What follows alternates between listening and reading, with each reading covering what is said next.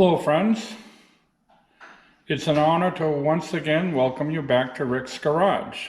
Today, as you see before you, I want to talk to you about working with brake tubings and fittings. What I have here to show you, first of all, is a coil of Nycop brake tubing. This is 3/16 or 4.7 millimeter. Metric and standard use the same size tubings. The reason I like Nycop, for one, is it's stronger steel, but yet it bends very, very easily and it will not kink. So it's very easy to work with. Next, I want to talk about these fitting gauges. These really come in handy. It's kind of nice to know exactly what size you're dealing with.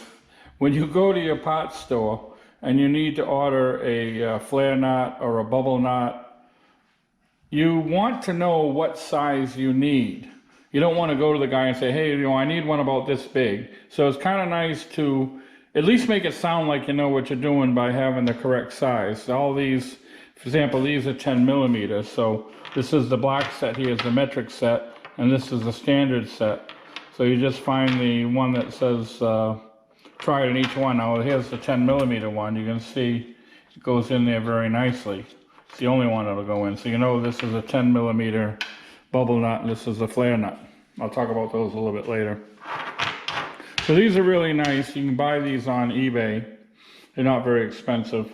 This is my flaring kit. Now this flaring kit is about 50 years old. I bought it in the 1970s. If you think you're going to go to your local parts store like AutoZone or Napa and buy one of these for $19.95, forget it. These things are not worth the metal they're made out of. They're made in China or Mexico or whatever. The metal is very soft, and you'll find the first time you use it, you'll wear out this little part right here. So this one here, I had to modify it a little bit. The tip of it finally broke off over the years, so I just put a hex on the end of it so I can continue using it. It's held up for 50 years. So I would suggest if you want to buy one of these, go to like Cornwell or Snap-on and get one from them. You'll pay some money for it, but at least it'll last. Like I said, I had this one 50 years. I bought this when they used to make tools.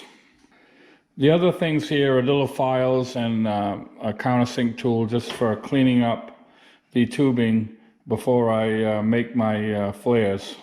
So what I'll do here is I'm going to put a different lens on the camera, and I'm going to show you the difference between a bubble nut and a double flare nut.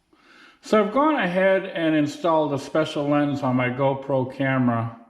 The GoPros don't do a very good job of close-up shots, so this lens helps out.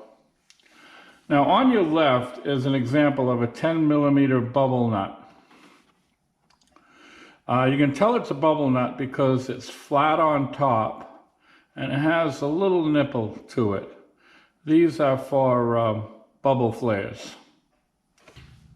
Now on your right side is an example of a double flare.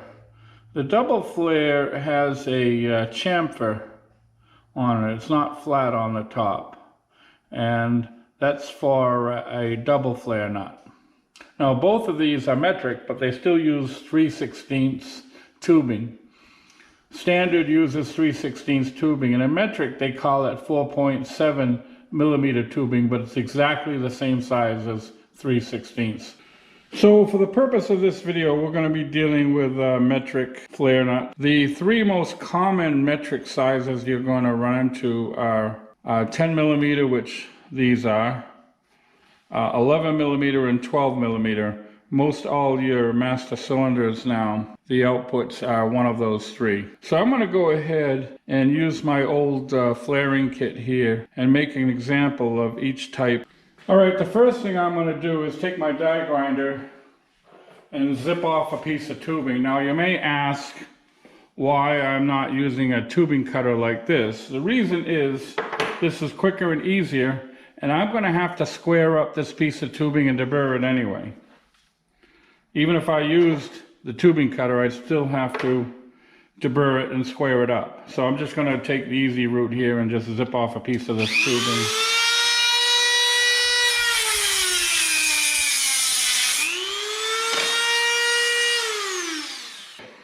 By the way, make damn sure you wear safety glasses when you're doing this stuff. Okay, friends, as you can see, I've gone ahead and clamped my flaring tool into my vise. And I've clamped the piece of tubing in, and it's only sticking out a tiny bit.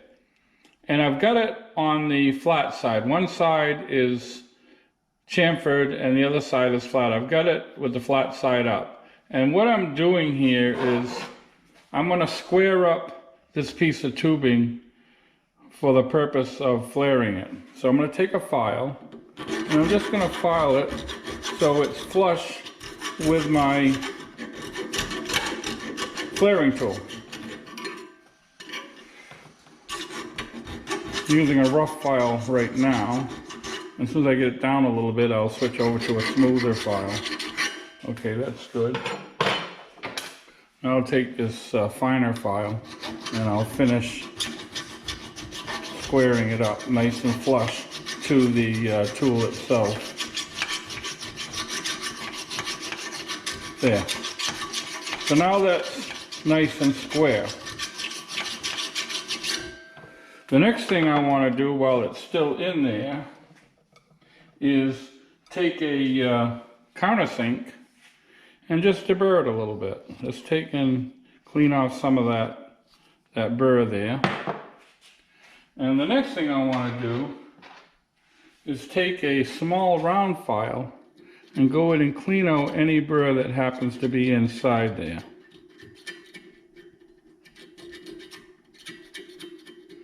It's important that you have a nice square piece of tubing that's well deburred so you can get a nice straight shaped flare. Okay, that looks pretty good. So now we're going to unclamp it, pull it out, and what we're going to do, we're going to take some fine sandpaper and we're just going to clean up the burr, any burr that happens to be on the outside of it. So now I've gone ahead and lightly clamped the piece of tubing in the vise. And I'm just going to do a little sandpaper job on it.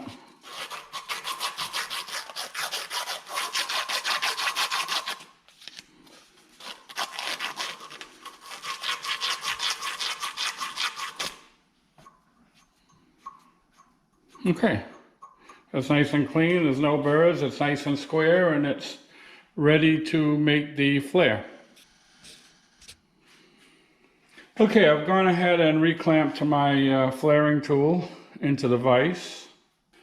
Now, one thing to remember, make sure you install your nut before you flare it, otherwise you won't be able to get it on. All right, so we've got our nut on there. And we're going to clamp the tubing into the kit. Now before I tighten it all the way down, we've got to have a specific amount it's got to be out. Now built into your, I guess you would call it a die, it shows you the height that the tubing needs to stick out.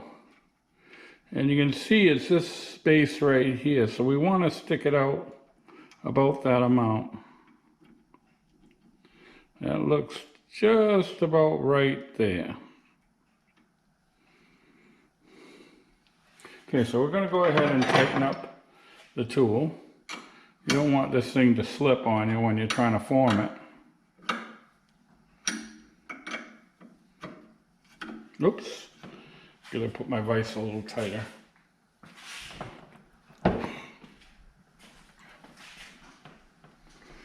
There, that's closed up. And we fit our die into the tubing. Now the other thing you might want to do is put a little dab of oil on it. So I'm going to spray just a little bit of WD-40. That'll be fine. You want to lubricate it a little bit.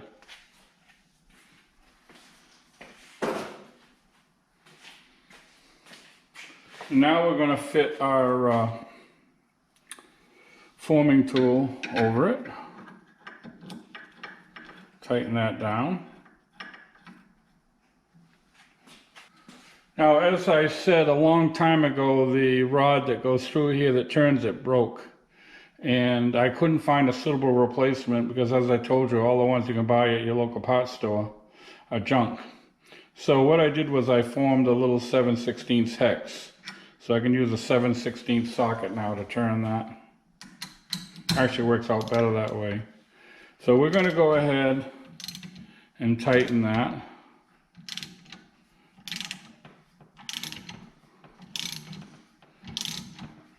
I know you're not getting a good look at it, but all we're doing is tightening this all the way down.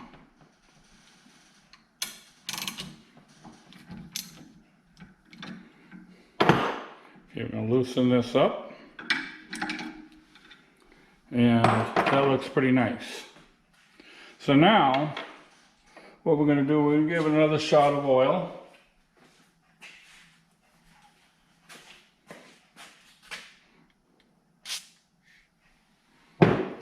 And I'm going to reposition this camera a little bit so hopefully you can get a better look.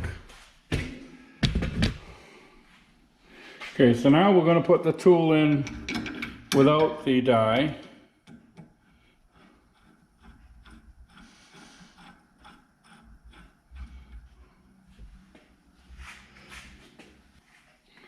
And we're going to do the same thing, tighten it down.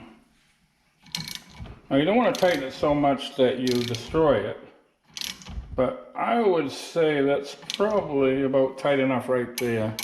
Something you have to kind of develop a feel for.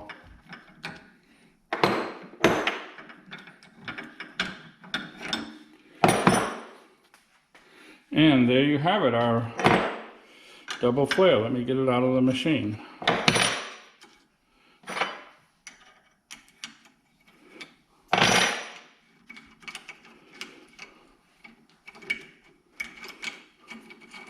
And there it is. Because we took the time to square it up and deburr it, you can see it's nicely centered on the nut.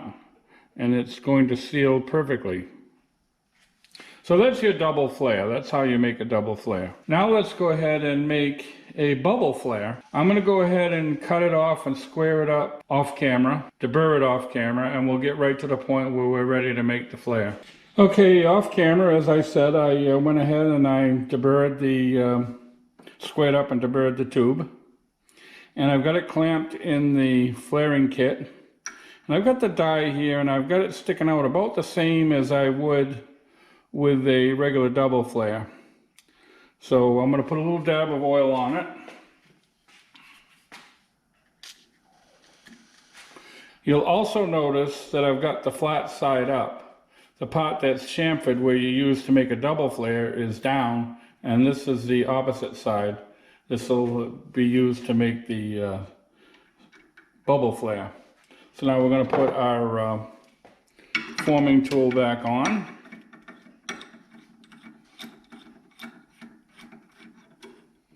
Like I said, don't plan on going to AutoZone or Napa or one of these places to buy one of these for 20 bucks because you use it once and throw it away. So now we're going to clamp this down. One nice thing about using Nycop, it's so much easier. All right, we're not going to force it. We went down as far as it wanted to go. And we have a real nice looking bubble flare.